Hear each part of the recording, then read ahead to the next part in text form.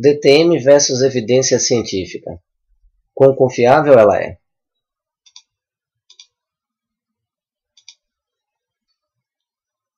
Bom, classicamente, as DTM são divididas em DTM muscular e DTM articular.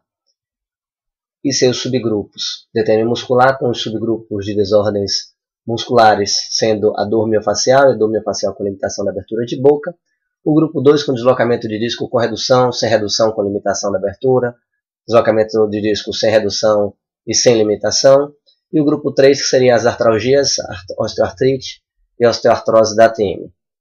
Isso segundo o RDC-TMD, que é o protocolo de pesquisa e diagnóstico, talvez um dos mais usados atualmente, inclusive recentemente sofreu uma mudança, mas que ainda é bastante utilizado, e especialmente porque boa parte das pesquisas dos últimos anos foram feitas com ele. Então muitos dos trabalhos que vamos analisar terão sido realizados baseados nesse protocolo de classificação de diagnóstico. Em resumo, o que essa classificação faz é isso aqui. Nós temos aqui uns critérios resumidos. Temos, por exemplo, nos subtipos de DTM muscular, dor miofacial com limitação de abertura. E esses seriam os critérios. Por exemplo, no caso aqui do deslocamento de disco com redução, o critério clássico do RDC-TMD é a presença de estalo na abertura e fechamento da boca, com desvio para o lado afetado, que eles aparecem em abertura da boca com a mandíbula improtrusiva, ou estalo em excursão lateral da mandíbula. A osteoartrose, por exemplo, seria em função da presença de crepitação com ausência de dor local ou imagem mostrando evidência de processo degenerativo. Então, quando o paciente atinge esses critérios, ele seria classificado em um desses subgrupos, basicamente. Bom, vamos ao nosso primeiro paciente. Um paciente com queixa de dor de cabeça há mais de 10 anos, queixa de dor na face, e essa paciente ela fez todo o processo do protocolo do RDC-TMD. O próprio consórcio, né, a organização, a instituição que preconiza o RDC-TMD, fornece ou fornecia, pelo menos no site deles antigamente, um fluxograma para auxiliar o profissional a rastrear as perguntas que respondem àqueles critérios que acabamos de ver. Então, por exemplo, a nossa paciente, ela respondeu sim à pergunta do questionário número 3, onde apresentava um quadro de dor em andamento. Isso nos leva no fluxograma ao item seguinte, onde ela tinha as áreas de dor conforme as perguntas do exame, as questões do exame físico, somando um total de 12 áreas de dor e gerando uma pontuação que leva ao terceiro ponto do fluxograma, onde se rastreia se tinha dor à palpação, no mesmo lado da dor sentida, sim, levando a um segundo ponto, um quarto ponto, melhor dizendo, que seria do fluxograma com relação à abertura de boca dela sem dor. E ela abria mais de 40 milímetros. Para ser exato, abria 41 milímetros sem dor. Levando um diagnóstico, a classificação de dor miofacial, que seria a classificação 1A. Essa dor miofacial significaria que a dor está nos músculos e nessa região em fáscias e músculos mastigatórios. Isso estaria na classificação do RDC como dor miofacial e, de fato, corresponde à realidade da paciente. Agora veja o que acontece no momento em que o RDC passamos a utilizar o RDC para o diagnóstico do grupo 2, ou seja, dos problemas de disco dessa paciente, dos possíveis problemas de disco. O fluxograma começa aqui, e como ela não apresentava nenhum clique nos movimentos verticais de amplitude da mandíbula, o questionário ele acaba indo buscar lá na história da paciente algum evento de limitação da abertura de boca. Como ela possuía um evento de limitação da abertura de boca, seguimos para esse lado do fluxograma, que vai levar em consideração a abertura máxima da boca sem assistência e com um alongamento passivo. No caso da nossa paciente, ela abria mais de 35 milímetros, ela chegava a abrir 41 milímetros,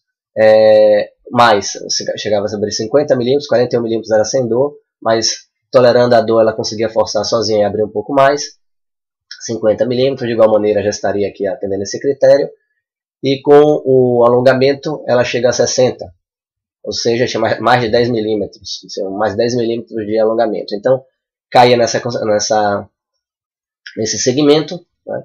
Aqui leva em consideração os movimentos da mandíbula, tem alguns critérios ali de excursão, que no caso dela ela não atende, e termina por vir por aqui e chegar à situação de ausência de diagnóstico do grupo 2.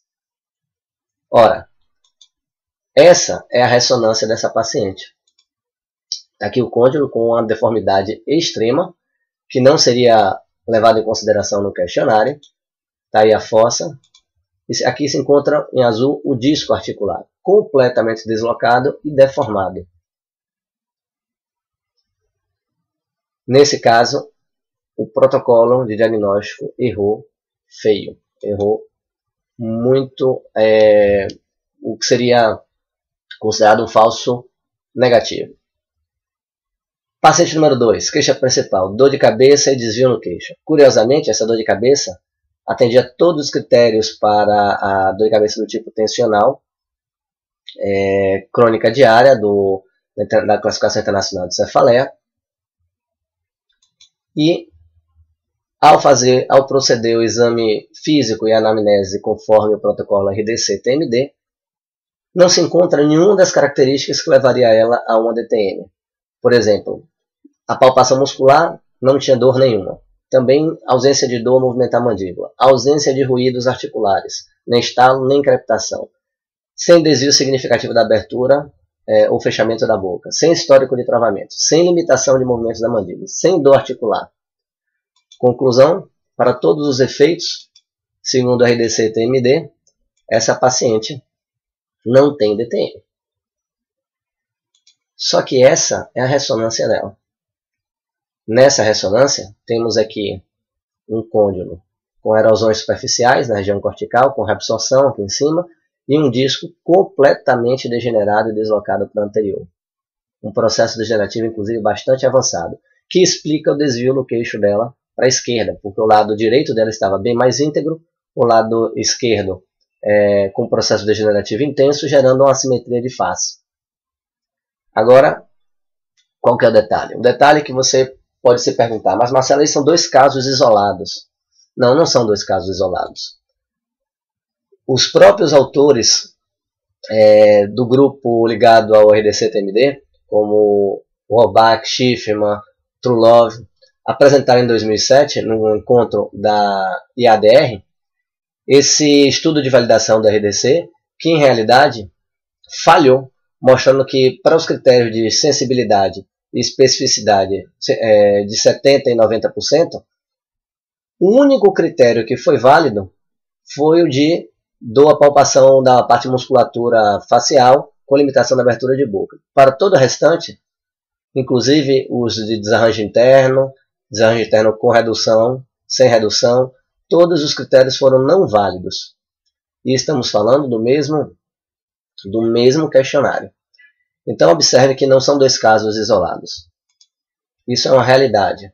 E aí nosso amigo pergunta, então essa paciente poderia estar no grupo controle de qualquer trabalho científico? Enviesando os resultados da pesquisa? Sim, poderia. Poderia, e o que é pior, acontece. Veja, por exemplo, o estudo OPERA, conhecido como OPERA. Na verdade, é um grupo de publicações, um grupo de estudos, que o termo OPERA se refere a OP, Orofacial Pain, avaliação prospectiva de risco, avaliação de risco desses pacientes, e foi um projeto acompanhando 1.633 pacientes no grupo controle, 185 casos nesse segmento, já que o OPERA é um estudo grande que deu origem a vários trabalhos, como esse que estamos vendo aqui, foi um trabalho de caso-controle baseado nele, baseado nesse OPERA. Observe que de todos esses controles não foi feito nenhuma ressonância sequer. Todo o processo de diagnóstico foi feito baseado única e exclusivamente no RDC-TMD. Observe que o RDC-TMD, alguns podem perguntar, mas Marcelo, lá no original, menciona as imagens. Menciona que se houver uma imagem demonstrando uma deformidade na articulação, você vai classificar o paciente conforme aquilo ali. ou como a osteoartrose, como a osteoartrite, caso haja dor. Sim, mas o protocolo foi feito para essa circunstância aqui. Um trabalho em larga escala, onde não foram feitas ressonâncias, onde não foram feitas nem sequer tomografias. As imagens não foram utilizadas. O diagnóstico foi exclusivamente baseado no fluxograma do RDC-TMD. Agora, em 1.633 controles, quantos desses pacientes no controle, em realidade têm problemas e são assintomáticos, assim como a nossa paciente, a nossa segunda paciente, ou em parte como a nossa primeira paciente. Pense no grupo controle do Opera, onde os pacientes foram alocados em função do RDC-TMD sem ressonância magnética. Ora, se sabemos que o RDC-TMD falha em detectar pacientes portadores de artropatias temporomandibulares quando estes estão temporariamente assintomáticos, pensemos em 1.633 controles. Quantos possuem artropatia da TM? O que aconteceria se esses pacientes fossem passados para o grupo de casos? Simplesmente modificaria toda a estatística do trabalho. Quem se deu o trabalho de ler os resultados desse caso controle, desse estudo de caso controle, vai verificar que se você tem uma população como essa, onde todas essas publicações baseadas no RDC e agora mais recentemente no DCTMD separam os pacientes, especialmente nos estudos de caso controle, baseado nos sinais e sintomas, no grupo controle, onde estão supostamente as pessoas normais, o que tem em realidade é uma grande quantidade misturado a essas pessoas sadias, que certamente tem pessoas sadias, mas misturados a essas pessoas sadias é uma grande quantidade de pacientes que têm artropatias e estão assintomáticos. E nesse grupo chamado de teste, onde tem os pacientes com diversos tipos de DTM, ou quando são vários subtipos e subgrupos, seja como for, nesses casos temos, como a classificação em cima de sinais e sintomas, temos pacientes com artropatias diferentes agrupadas nas mesmas categorias. Por exemplo, deslocamento anterior de disco. Tem deslocamento anterior de disco causado por um traumatismo, assim como deslocamento de disco causado por uma doença autoimune, no mesmo grupo, já que são todos deslocamento anterior de disco. Para citar um exemplo. E isso vai resultar nos casos onde é feito algum tipo de abordagem terapêutica, isso vai levar a um tratamento igual em casos onde os pacientes têm bases diferentes. E por fim, nosso amigo se assusta, né? Socorro, eu confiava tanto nesses trabalhos. E é verdade.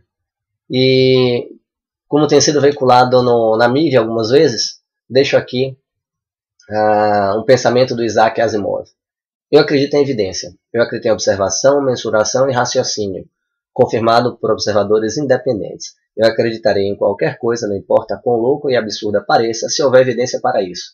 Entretanto, a evidência terá de ser mais concisa e mais sólida. Isaac Asimov. Agora eu pergunto, quão sólida são as evidências do RDC-TMD e das pesquisas geradas a partir dele?